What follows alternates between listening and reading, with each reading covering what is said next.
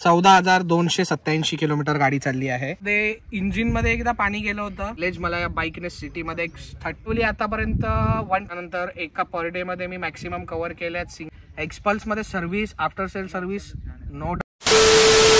राम राम मंडळी, स्वागत आहे तुमचं परत एकदा माझ्या नवीन एका अशा व्हिडिओ मध्ये। तर आज मी घेऊन आलोय तुमच्यासाठी माझ्या एक्सपल्स बाईक रुद्राचा रिव्ह्यू, ओनरशिप रिव्ह्यू। तर गाडी टोटल चालली आहे 14,000 किलोमीटर। मीटर मी एकदा तुम्हाला दाखवतो, 14,287 किलोमीटर गाडी चालली आहे। गाडीमध्ये मॉडिफिकेशन काय काय केलं ते एकदा मी तुम्हाला सांगतो। जसं की इथे हँडलबार रायझर लागले आहेत, त्याच्यानंतर एचजेजीचे 4x4 headlight with harness with flasher. त्याच्यानंतर हे इंडिकेटरचे ब्लब जर तुम्ही नीट बघितले तर हेही मी चेंज केलेत, सिमटेकचे ब्लब टाकलेत। त्याच्यानंतर इंडिकेटर फ्लॅशर पण मी सिमटेकचे टाकलंय। सीट मॉडिफाय केली आहे, सीट आपण परफेक्ट सीट मधून ही मॉडिफाय केली होती, टुरर सीट। त्याच्यानंतर तुम्ही इथे बघू शकता इंजिन प्रोटेक्शन गार्ड टाकला आहे। टॉप बॉक्स आहे, टॉप बॉक्सच्या खाली मी ही टॉप रॅक टाकली होती। त्याच्यानंतर शू स्टँड एक्सटेंडर जर तुम्ही इथून बघू शकता, हे शू स्टँड एक्सटेंडर एक टाकलाय। बाकी तसं काही मी मेजर मॉडिफिकेशन वगैरे नाही केलंय, जे काय होतं ते एवढंच आहे। अंदाजाने 20-25 हजाराचा खर्च यामध्ये मी केलाय। ओनरशिप रिव्ह्यू काहीसा असा आहे की 14,000 किलोमीटरमध्ये इंजिनमध्ये एकदा पाणी गेलं होतं, जो एअर फिल्टर होता त्याचं जे कंपार्टमेंट होतं त्याचा इश्यू मला एकदा झाला होता, वॉरंटीमध्ये ते क्लेम झालं। त्याच्यानंतर इंजिन ऑइल पण मी रिप्लेस केलं होतं। इंजिन मेजर उघडलं नव्हतं, फक्त कवर काढलं होतं की किती पाणी गेलं आणि कुठपर्यंत पाणी गेलं, हेडमध्ये वगैरे पाणी नव्हतं गेलं। इंजिनमध्ये फक्त थोडंसं पाणी जातो, तर माझा व्हिडिओ लाईव्ह आहे यूट्यूबवरती, बघायचं तर बघून घेऊ शकता। इंजिनमध्ये तसा काहीच प्रॉब्लेम नाही आहे।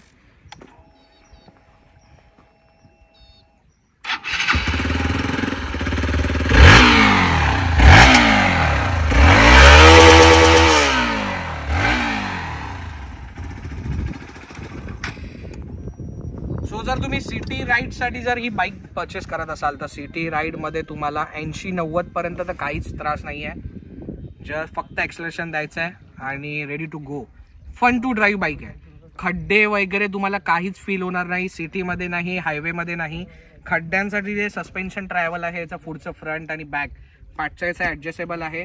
हाईट अजून आपण खाली करू शकतो, ही आता मिडलला आहे, मी अजून वरती करू शकतो, खाली करू शकतो। सो बाईकचं मायलेज एकदा आपण जाणून घेऊया। मायलेज मला या बाईकने सिटीमध्ये 35-37च्या आसपास दिलं आहे। हायवेमध्ये तुम्ही जर माझे जुने व्हिडिओ बघितले असेल तर तुम्हाला माहिती असेल 47, 45, 43 दिलं आहे मला कधी कधी। तर मायलेज तर 47 म्हणजे मला एक शॉर्ट एक राईड होती, पॉवर पेट्रोल टाकलं होतं, नाहीतर मी गाडीमध्ये नॉर्मल पेट्रोल प्रेफर करतो। तर जेव्हा पॉवर पेट्रोल टाकलं होतं तेव्हा मी 80च क्रूज करत होतो, ब्रेकिंग वगैरे जास्त नव्हती, तेव्हा फक्त एकदा 47 टच केलं आहे, नाहीतर 45, 43, 44च्या अराउंड याचा एव्हरेज आहे हायवेवरती। बाकी तर मला मेजर काही नाही वाटलंय। ह्याचे जे ब्रेक पॅड्स आहेत एक नंबर क्वालिटी आहे हिरोची। बाईट्स वगैरे ब्रेकिंगचे जे आहेत ते परफेक्ट आहेत, काहीच इश्यू नाही आहे। गाडी 100च्या 80च्या स्पीडला कंट्रोलेबल आहे। क्रूज मी मॅक्सिमम ही पळवली आतापर्यंत 127 मॅक्सिमम स्पीड। त्याच्यानंतर एका पर डेमध्ये मी मॅक्सिमम कव्हर केले आहेत सिंगल राईडमध्ये 550 किलोमीटर। त्याच्या व्यतिरिक्त जर मी तुम्हाला सांगेन की एका टँकमध्ये 400 किलोमीटर प्लसची रेंज आहे, 13 लिटरची टँक कॅपॅसिटी आहे। बाकी मी इंजिनमध्ये आता पॉवर किती न्यूटन मीटर टॉर्क आहे, किती BHP आहे, मी ते एवढं सगळं डिटेलमध्ये नाही जाणार आहे। माझा एक्सपिरियन्स एक्सपल्सवर कसा होता हे मी तुम्हाला सांगेन। एक्सपल्समध्ये service after sale service no doubt चांगली आहे। काही ठिकाणी जेव्हा इश्यू येतो, जसा की माझ्या मीटरचा इश्यू होता, मीटर रिप्लेस व्हायचा होता, त्याच्यामध्ये थोडासा टाईम गेला कारण का पार्ट अवेलेबिलिटी मीटरची नव्हती, तर त्याच्यामध्ये 1.5-2 महिना गेला। बाकी कॉस्ट वाईज तर बघू शकता, मिरर वगैरे बाकी सगळ्या ज्या गोष्टी आहेत त्या तर एकदम नॉर्मल कॉस्ट आहेत। मे बी टँक याची एक 3.5-4 हजाराची टँक आहे, मिरर 150 रुपये, clutch 75 may be 150, brake lever आणि क्लच लिव्हर, ब्रेक पॅड आणि इंजिन ऑइल या गाडीचं सगळ्यात महाग आहे। एक 1400 पर्यंत ब्रेक पॅड्स आहेत पुढचे, आणि पाचशे मे बी 1400 आहेत आणि पुढचे may be 1200 somewhere. Engine oil 1250, fully synthetic oil जातं याच्यामध्ये। त्याच्यामध्ये तुम्ही 5000 किलोमीटर 6000 किलोमीटरची रेंज आहे, 3-3 महिन्याने गाडीची सर्व्हिस होते। एक सर्व्हिसमध्ये ऑइल चेंज नाही होत, दुसऱ्या सर्व्हिसमध्ये ऑइल चेंज होतं.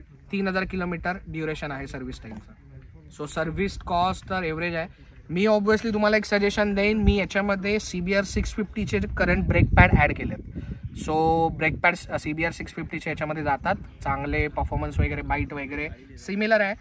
19-20चा फक्त फरक आहे, तर मे बी तेवढा तुम्हाला प्रॉब्लेम नाही व्हायला पाहिजे.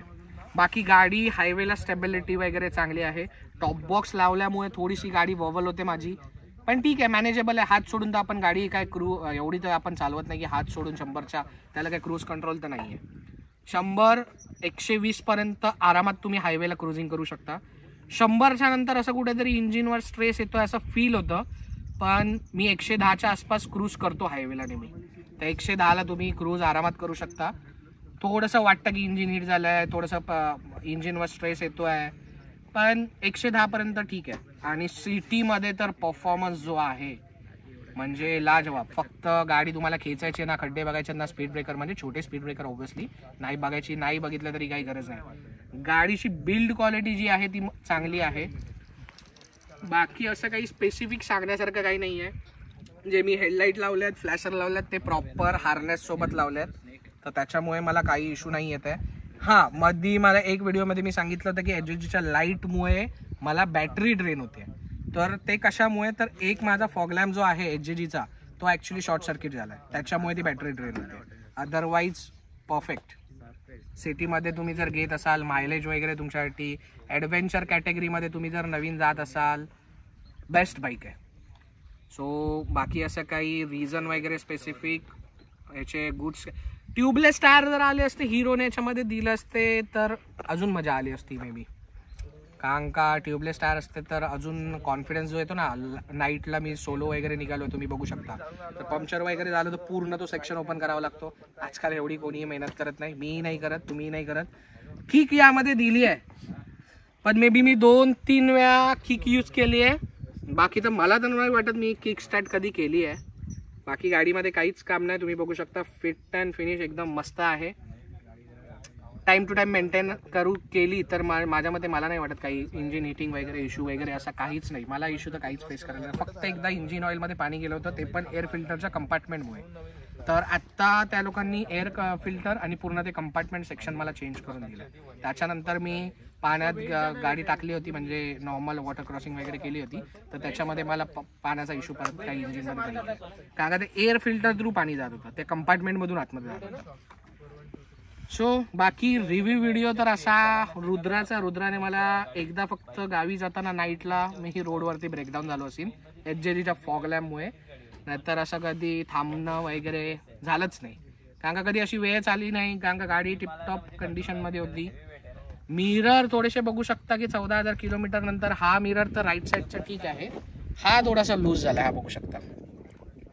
रस्टिंग इश्यू एक थोडासा याच्यामध्ये आहे, पण ठीक आहे, एवढं पण रस्ट नाही झालंय. इथे तुम्ही मिररमध्ये जर क्लोजरने एकदा बघितलं तर मिररमध्ये इथे तुम्हाला रस्टिंग दिसेल. एक क्लोजरने दाखवणार तर हे तुम्हाला मिररमध्ये इथे थोडंफार रस्टिंग दिसेल. बाकी फिट अँड फिनिश चांगली आहे, म्हणजे सेगमेंटमध्ये तुम्हाला असं बेस्ट फिट अँड फिनिश नाही बोलता येणार, एव्हरेज या प्राईजमध्ये तुम्हाला एव्हरेज भेटेल फिट अँड फिनिश. बाकी तर मला वाटत नाही काही अजून एक्सपल्समध्ये सांगण्यासारखं अजून काही आहे. FI इंजिन आहे, 4 वॉल हे आहे, इंजिनला 4 वॉल्स आहेत. आणि हा व्हील्समध्ये स्टिकरिंग मी एक्सपल्सची बाहेरून केली आहे, ही तुम्हाला कंपनी फिटेड नाही आहेत. पुढेही पाठीही दोन्ही डिझाईन मला जशा पाहिजे होत्या तशा मी केल्या आहेत. आणि इथे आपला सिग्नेचर माझी आणि माझं यूट्यूबचं चॅनल हे एक मॉडिफिकेशन केलं आहे. बाकी आपण रिव्ह्यू करायला मस्त अशा लोकेशनवर आलो आहोत, सिंचन लेकला. तर हा व्हिडिओ माझ्या मते आपण इथेच एंड करूया. कोणाला काही कमेंट विचारायचं असेल तर कमेंट मला करून विचारू शकता. एक्सपिरियन्स माझा हिरो बरोबर आफ्टर सेल सर्व्हिस काही गोष्टींमध्ये चांगला नव्हता, जसं की मी मीटरमध्ये बोललो, इंजिनमध्ये ऑइल पाणी गेलं होतं इंजिन ऑइलमध्ये, तर ते 2 एक्सपिरियन्स सोडले तर हिरो बरोबर माझा सर्व्हिसिंगचा एक्सपिरियन्सचा मस्त होता. आफ्टर सेल सर्व्हिस पण चांगली आहे, पार्ट्स अवेबिलिटी पण चांगली आहे. लो मेंटेनन्स बाईक आहे. कोण जर बिगिनर ॲज अ 150cc वरून जर अपग्रेड करत असेल तर डोळे बंद करून बाईक घेऊ शकता. ॲडव्हेंचर बाईक आहे तर कुठेही तुम्ही टाकू शकता, जसे की आसनास डॅमचं, वांद्री लेक, आज घेतली होती तर नेक्स्ट डे मी वैतरणा डॅम्पला वगैरे गेलो होतो. तर ऑफ रोडिंगसाठी तर ह्याच्यापेक्षा बेस्ट गाडी लाईट वेट अजून कुठलीच नसू शकते. मी बोलेन हिमालयन पण तेवढी कॅपेबल नाही आहे कॅपेबल नो डाऊट, पण त्याचा वेट जास्त आहे. फन टू राईड जर ऑफ रोडला बोलाल एक्सपल इज द बेस्ट.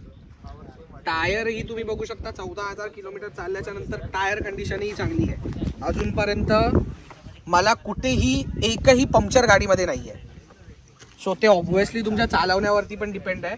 अजूनपर्यंत मला एकही पंक्चर गाडीमध्ये नाही आहे. काय जणांच्या वर्षभरात 10-8 पंक्चर निघतात, पण मला अजूनपर्यंत पंक्चर नाही आहे. बाकी काही नाही आहे. फ्यूल पंपचा इश्यू भरपूर जणांना आला होता, पण माझ्या एक्सपल्समध्ये नाही आहे. ठीक आहे, मग हा व्हिडिओ आपण इथंच एंड करूया. Thank you for the making of the part of the day. I see in next video. Take care. Bye bye. राम राम.